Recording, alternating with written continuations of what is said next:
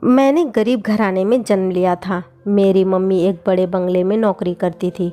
मेरे पापा इस दुनिया में नहीं थे, इसलिए मेरी मम्मी और मैं अकेले ही रहते थे। पहले जब मैं छोटी थी, मेरी मम्मी मुझे पड़ोसन के घर छोड़कर चली जाती थी। मैं पड़ोसन मौसी की बेटी के साथ खेलती रहती थी। लेकिन जब मैं 15 साल की हो गई तो मेरी माँ मुझे भी अपने साथ कमरे काम पर ले जाती। मैं पहले भी कभी कभी मम्मी के साथ बंगले में चली जाती थी, लेकिन काम नहीं करती थी। लेकिन आज जहाँ मेरी मम्मी मुझे लेकर गई थी वह बंगला कोई और ही था। मैंने माँ से पूछा तो वह कहने लगी कि यहाँ का मालिक अच्छे पैसे दे रहा है। मम्मी मुझे अंदर ले गई। मालिक सामने आंगन में बैठा था। मेरी माँ को देखकर उस आदमी के चेहरे पर एक अजीब सी मुस्कुराहट आ गई। मेरी मम्मी ने उस आदमी से मेरा पहचान करवाया। उस आदमी ने अजीब नज़रों से मुझे सर से पैरों तक बड़े गौर से देखा।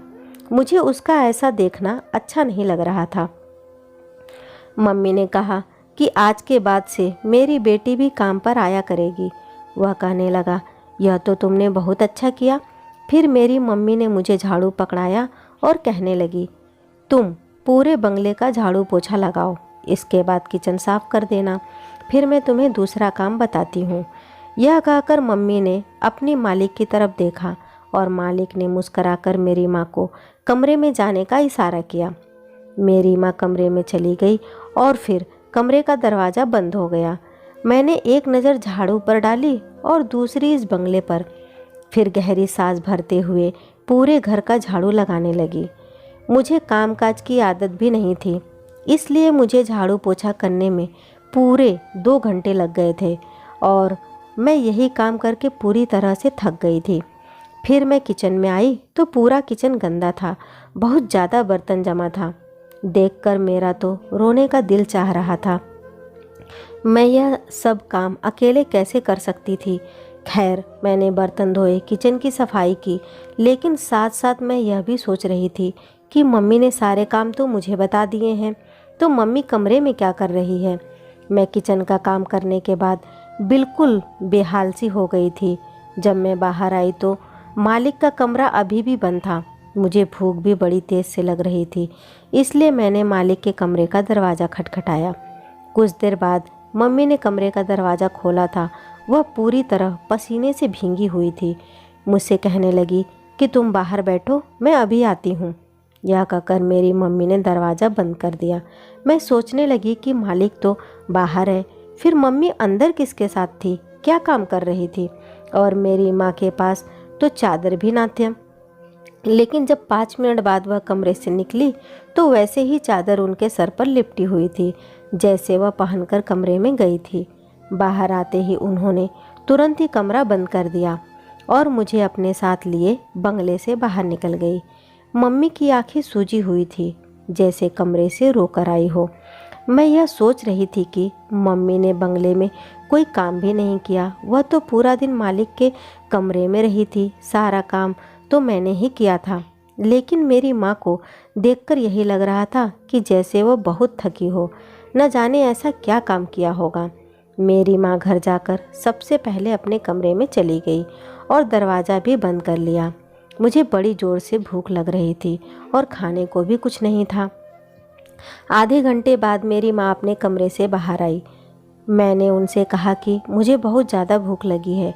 वह कहने लगी कि तुम जाकर पड़ोस से सब्ज़ी ले आओ, मैं तुम्हारे लिए रोटी बना देती हूँ। मैं पड़ोसन से सब्ज़ी ले आई और इतनी देर में मम्मी मेरे लिए रोटी बना चुकी थी। रात को मम्मी ने मटर पनीर बनाया, जो मुझे बहुत पसंद था और मैंने खूब अच्छे से खाया।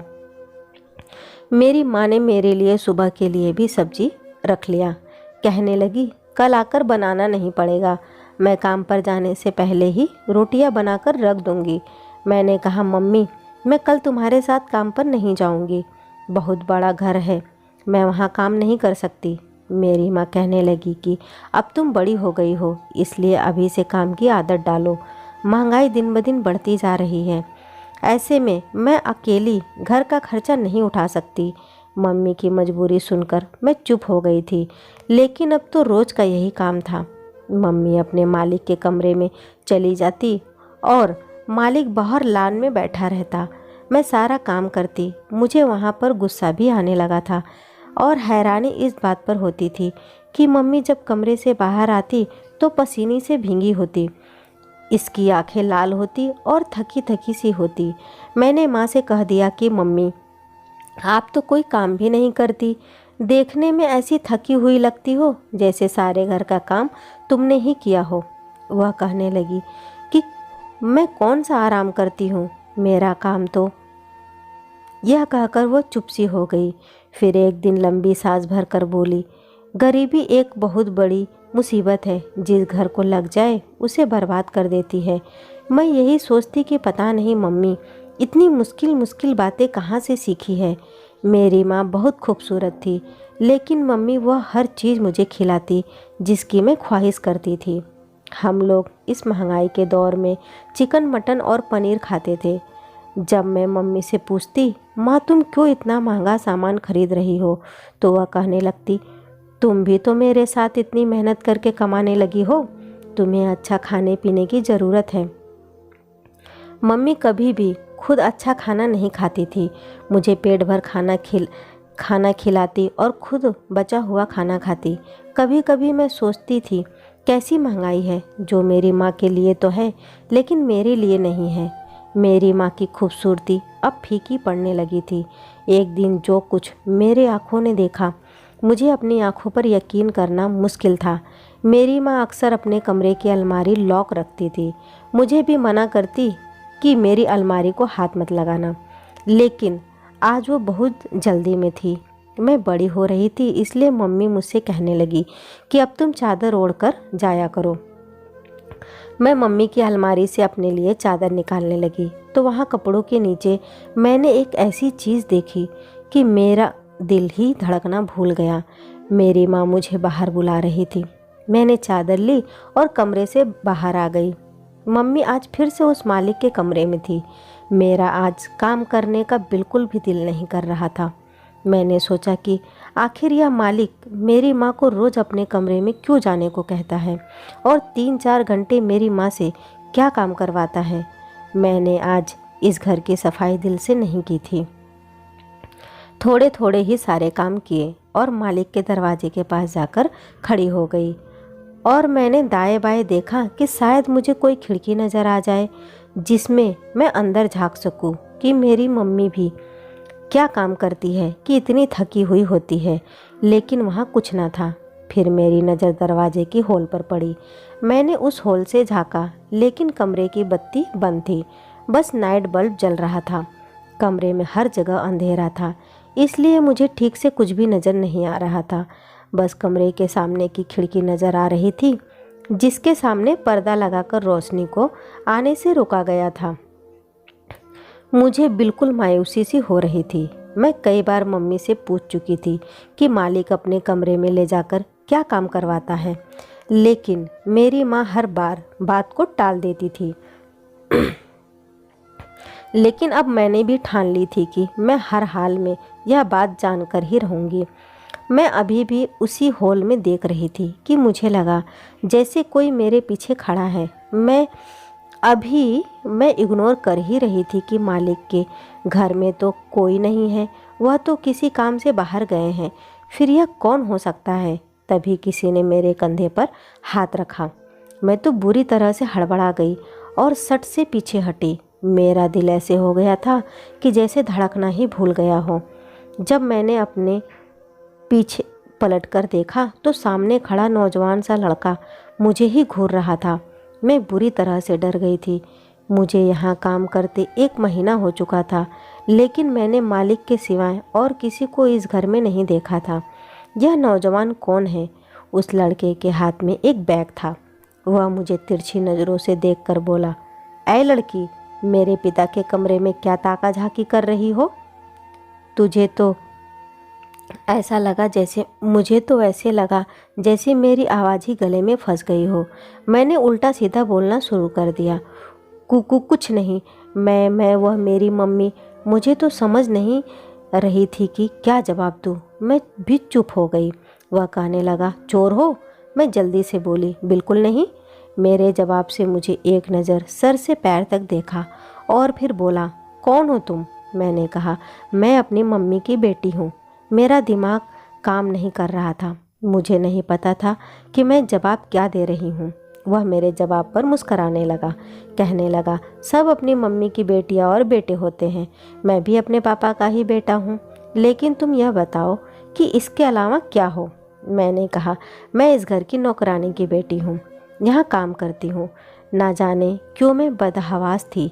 मेरी बात सुनकर उसने अपना बैग एक तरफ रखा और सामने बने सोफे पर बैठ गया और अपने पाँव सामने रखी शीशे की टेबल पर रख दिए। फिर मुझे इशारे से अपने पास बुलाने लगा, कहने लगा, ऐ लड़की, आओ मेरे जूते उतारो। यह सुनकर मुझे हैरानी हुआ था। मैं एक नौकरानी की बेटी तो थी, लेकिन ऐसा काम कभी नहीं कर सकती थी। मैंने साफ साफ इनकार कर दिया, मैं ऐसा काम नहीं करती। मेरी बात सुनकर वह बोला, अच्छा, पिता के कमरों में ताका झाकी करती हो और काम नहीं करती। बात सुनो मेरी, अगर मैंने तुम्हारी हरकत अपने पिता को बता दी तो वह तुम्हें अभी के अभी नौकरी से निकाल देंगे। यह सुनकर तो मेरे होश उड़ने लगे थे। मैंने कहा, आप ऐसा कुछ मत कहना, मेरी मम्मी मुझे बहुत मारेगी। मेरी बात सुनकर वह मुझसे कुछ नहीं बोला, बस अपने पैरों में पहने जूते की तरफ इशारा करने लगा। मैं बेबसी से उसके पास पहुंची थी। वो एक 17-18 साल का लड़का था। शक्ल भी उस मालिक से ही मिलती थी, लेकिन था बहुत घमंडी किस्म का। मैं उसके पास रखी शीशे की टेबल के पास गई और उसके जूते उतारने लगी। मैंने जब उसके जूते उतार कर एक तरफ रख दिया, वह मुझसे एक गिलास पानी मांगने लगा। मैं किचन में आ गई। पहले अपने हाथ अच्छी तरह से धोए, फिर उस लड़के को पानी दिया। इतने में कमरे का दरवाज़ा खुल चुका था। तभी बाहर से मालिक वापस लौट आए। वह अपने बेटे को देखकर बेहद खुश थे। वह हॉस्टल में रहता था, यहाँ कुछ दिन की छुट्टी बिताने आया था। मेरी माँ अभी थकी थकी पसीने से भींगी हुई थी। वो लड़का शायद मेरी माँ को जानता था। उन्हें देखकर नमस्ते करने लगा। मेरी माँ ने भी उसे नमस्ते का जवाब दिया और फिर मम्मी ने वापसी की इजाज़त मांगी और मुझे अपने साथ लिए वह उस बंगले से बाहर निकल गई। अगले दिन जब मम्मी के साथ काम पर गई तो वह लड़का नाश्ता कर रहा था। मेरी माँ फिर से मालिक के कमरे में जा चुकी थी। मैं बंगले की सफाई करने लगी। वह लड़का एक कदम मुझे ही देखे जा रहा था। मैंने भी खूबसूरती अपनी माँ जैसी ही पाई थी। मेरी उम्र 15 साल की थी। मैं जब उस लड़के के कमरे में सफाई के लिए गई तो वह मेरे पीछे कमरे में आ गया। मुझे हैरत उस वक्त हुई जब उसने कमरे का दरवाज़ा बंद किया था। मेरा दिल डर के मारे काँप कर रह गया था। वह मुझे बड़ी अजीब सी नज़रों से देख रहा था। मेरे पास आ गया। मैं फौरन से पीछे हटी और कमरे के दरवाजे की तरफ बढ़ने लगी, लेकिन इससे पहले वह उसे दरवाजे के पास पहुंच गया था। मेरी जान ही निकल गई थी जब उसने कमरे के दरवाजे की कुंडी लगा दी और अपने कदम मेरी तरफ बढ़ाने लगा। कहने लगा, कल तुम उस कमरे में झांककर क्या देखने की कोशिश कर रही थी? एक एक कदम मेरी तरफ बढ़ाते हुए पूछ रहा था। मैंने कहा, मुझे बाहर जाना है। आपने दरवाज़ा क्यों बंद किया है? वह मेरी बात को नज़रअंदाज किए मुझे बड़े गौर से देख रहा था। उसकी तेज नज़रों से मेरे पूरे शरीर में सनसनी सी दौड़ गई थी। तुम्हें बहुत शौक है दूसरों के कमरे में झांक कर यह देखने का कि वहाँ क्या हो रहा है? और वह हंसने लगा, कहने लगा, मैं तुम्हें बताऊं कि बंद कमरे के पीछे क्या होता है? उसकी बात से मेरे शरीर में गुस्से की लहर दौड़ आई थी। इससे पहले कि वह मेरे पास आता, मैंने मम्मी मम्मी चिल्लाना शुरू कर दिया, लेकिन वह मेरे मुंह पर हाथ रख दिया और कहने लगा, अगर शोर मचाया तो तुम्हारा गला दबा दूंगा। यह कहकर उसने मेरे मुंह से हाथ हटाया और कमरे का दरवाज़ा भी खोल दिया। मैं कमरे से बाहर निकल गई। उस लड़के ने अपने कमरे का दरवाज़ा तेज़ी से बंद कर लिया। मैं इस तरह परेशान थी कि रोने लगी थी। मैं सोच चुकी थी कि अब यहाँ काम करने नहीं आऊँगी। मैंने बाकी का काम रोते हुए किया था। मम्मी जैसे ही मालिक के कमरे से बाहर निकली, मुझे रोता देखकर परेशान हो गई। मुझसे रोने की वजह पूछने लगी। मैं उस वक्त मालिक के सामने कुछ नहीं बोली। मैंने कहा, मेरे सर में बहुत दर्द हो रहा है। मैं पूरे रास्ते में रोती रही। मेरी मम्मी मुझे घर के बजाय डॉक्टर की क्लिनिक ले जाने लगी, लेकिन मैंने मना कर दिया। घर जाकर मैं मम्मी के साथ गले लगकर फूट फूट कर रोने लगी और उस लड़के की बातें भी बता दी। मेरी माँ बहुत ज़्यादा परेशान हो गई थी। मैंने कहा, मम्मी मुझे इस बंगले में काम करने नहीं जाना है। मेरी माँ ने मुझे चुप करवाया और कहा, कल से वह अकेले ही जाया करेगी। अगले दिन मैं घर पर ही थी, लेकिन उस दिन जब मम्मी घर पर आई थी, उसका चेहरा लाल हो गया था। वह बहुत ज़्यादा थकी थी। आते ही बिछी चारपाई पर लेट गई। जब मैंने मम्मी को छूकर देखा तो वह बुखार से तड़प रही थी। मैंने जल्दी से मम्मी को पानी पिलाया, खाना खिलाया, घर पर रखी बुखार की दवा भी दी। रात भर मैं मम्मी का सर दबाती रही। उसे अभी भी तेज बुखार था। वह नींद में भी हाय हाय कर रही थी। मेरे पास रिश्ते के नाम पर सिर्फ एक मम्मी ही तो थी। अगर उसे भी कुछ हो जाता तो मैं कैसे जी सकती थी। सुबह तक मम्मी का बुखार तो काफ़ी कम हो गया था, लेकिन थकावट बहुत ज़्यादा थी। इसके बावजूद वह मालिक के घर जाने को तैयार थी। मैंने माँ से कहा कि वह आज छुट्टी कर ले, लेकिन वह कहने लगी कि छुट्टी नहीं कर सकती वरना नौकरी छूट जाएगी। मैंने कहा तो ठीक है, आज मैं अकेली काम पर चली जाती हूँ। मेरी बात सुनकर मम्मी की रंगत उड़ गई थी। कहने लगी, मैं तुम्हें अकेले कभी नहीं भेज सकती। इस बार मम्मी के साथ मैं भी उस बंगले में चली गई, लेकिन मेरी माँ की तबीयत ठीक ना थी। वहाँ पहुँचकर वह बिल्कुल बेहाल सी हो चुकी थी। मैंने उनसे कहा कि वह एक जगह बैठ जाए, मैं सारे काम खुद कर लूँगी। वह ज़मीन के एक कोने में बैठ गई। उस मालिक का बेटा आज मुझे कहीं भी नज़र नहीं आया था। शायद वह वापस हॉस्टल जा चुका था। मैंने पूरे घर की सफाई की। मम्मी एक कोने में बेहाल सी लेटी थी। जब सारे काम खत्म हो गए तो वह मालिक कहने लगा कि तुम्हारी माँ तो बीमार है, इसके हिस्से का काम कौन करेगा। यह सुनकर मुझे उस मालिक पर गुस्सा आने लगा, अफसोस भी होने लगा। मैंने कहा, मेरी माँ बीमार है। वह कहने लगा, मैं कुछ नहीं जानता, मुझे अपना काम पूरा करवाना है। तुम्हारी माँ से नहीं होता तो तुम करो। मैंने हामी भर ली। राज तो मुझे भी जानना था कि वह मालिक घंटों मेरी माँ से क्या काम करवाता है। जो मेरी माँ की अलमारी में हजारों के कई नोट पड़े रहते हैं।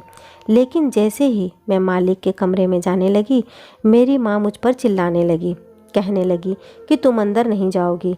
शायद मेरी मम्मी पास में ही थी, इसलिए मेरी और मालिक के बीच की बातें सुन ली थी। इसलिए इतने तेज बुखार में भी बोल पड़ी। बहुत मुश्किल से वह उठी और मुझे लेकर बाहर आ गई। शाम को मैं अपनी मम्मी को डॉक्टर के पास ले गई। अगले दिन मेरी मम्मी गहरी नींद में सोई थी। मैं चुपके से घर से बाहर निकल गई। अब तो मैं सोच में पड़ गई थी कि मुझे भी मालूम हो कि बंद दरवाजे के पीछे का क्या राज है। मैं इस बार अकेली बंगले में चली गई थी। वह मालिक मुझे अकेला देखकर मेरी माँ के बारे में पूछने लगा। मैंने कहा उनकी तबीयत ठीक नहीं है। पहले तो उस मालिक ने मुझसे सारे घर का काम करवाया और फिर उसके बाद कहने लगा कि मैं वह काम करूं जो मेरी माँ करती थी। वह मुझे उससे डबल पैसे देगा जितना मेरी माँ को देता था। मैं उसकी बात मान गई। उस वक्त मुझे पैसा नहीं चाहिए था, बस यह जानने की दिलचस्पी थी कि वह मेरी माँ से क्या काम करवाता है कि जब कमरे से बाहर आती है तो थकी थकी होती है। मैं जब उस मालिक के कमरे में गई, पूरे कमरे में अंधेरा छाया हुआ था। उस मालिक ने एक नाइट बल्ब ऑन किया और खुद वॉशरूम में गया। मैं धड़कते दिल के साथ उसके कमरे के बेड पर बैठ गई। कुछ देर बाद जब वह मालिक वॉशरूम से बाहर आया, मुझे देखकर हैरत हुई। जब उस मालिक ने कमरे की बाहर से कुंडी लगाई तो मेरे होश ही उड़ गए थे। मैं समझ नहीं पा रही थी कि वह मुझसे क्या काम करवाना चाहता है। मैं खड़ी हो गई, लेकिन इतनी देर में एक आवाज़ आई। वह किसी औरत की थी जो कि बगल के बेड पर लेटी हुई थी। फिर उसने मुझसे कहा कि यहाँ आओ, और उसने मेरे हाथ में जैतून के तेल की शीशी पकड़ा दी। कहने लगी कि मैं इसका मसाज करूं, और बिना रुके मुझे उसका मसाज करना था। वह एक मोटी सी औरत थी और उसके शरीर में दर्द की शिकायत रहती थी। वह हर रोज़ मेरी माँ से 3-4 घंटे लगातार मालिश करवाती थी। मेरी माँ थकान से बेहाल सी हो जाती थी और कभी कभी थकान से रोने लगती कि गरीबी भी इंसान को किस कदर थका कर रख देती है। लगातार 2 घंटे इस औरत का मसाज करने के बाद मैं आज खुद पसीने से भीग चुकी थी। उस औरत ने अपने पर्स से मुझे 2,000 निकाल कर दिए। कहने लगी, यह बीमारी मेरी बहुत बड़ी मजबूरी बन गया है। इस जैतून में कुछ खास जड़ी बूटियाँ हैं। इसकी मालिश के बाद ही मैं कुछ चल फिर सकती हूँ, वरना एक कदम भी उठाने पर मेरी चीख निकल जाती है। मैं इस कमरे से बाहर भी नहीं निकल पाती। फिर कहने लगी, मुझे तुम्हारी माँ ने बताया था कि मेरे बेटे ने तुम्हारे साथ बदतमीजी की थी। मैंने उसे इस बात पर बहुत डांटा था और तुमसे भी माफ़ी मांगती हूँ। आगे वह तुम्हें कुछ नहीं कहेगा। मैंने उसे कोई जवाब नहीं दिया और कमरे का दरवाज़ा खोलकर बाहर निकल गई। मुझे मेरी माँ के बारे में हर सवाल का जवाब मिल चुका था। मैं जितना भी अपनी माँ का इज्जत करती उतना ही कम था। मेरे लिए वह एक महान औरत थी। ना जाने मैंने क्यों उनकी शराफत को शक की नज़र से देखा था। हर बंद दरवाजे के पीछे सिर्फ पाप नहीं होते, यह बात अब मुझे अच्छी तरह समझ में आ गई थी। धन्यवाद दोस्तों। कैसी लगी ये कहानी मुझे कमेंट करके ज़रूर बताइएगा। वीडियो को लाइक और शेयर करना न भूलें। चैनल पे पहली बार आए हैं तो इसे सब्सक्राइब ज़रूर करें। कहानी सुनने के लिए आपका बहुत बहुत धन्यवाद।